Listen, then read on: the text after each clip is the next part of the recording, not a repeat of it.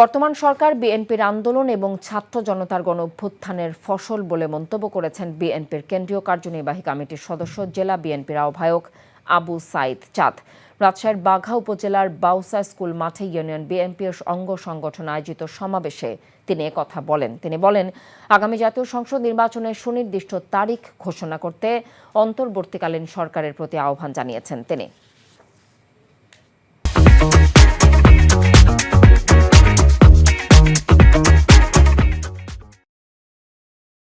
চাকরি পেয়ে গেছি।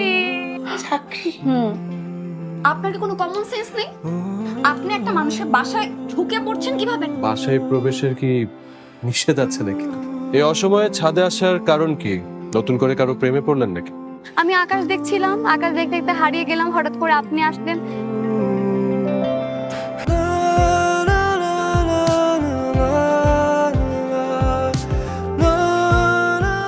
তুমি এখানে কেন?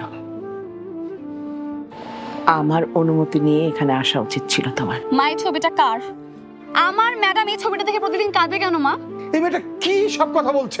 মারিয়া, তোমার কি হয়েছে? আজ এত বছর পর কি শাস্তি দিব আপনাকে বলেন তো?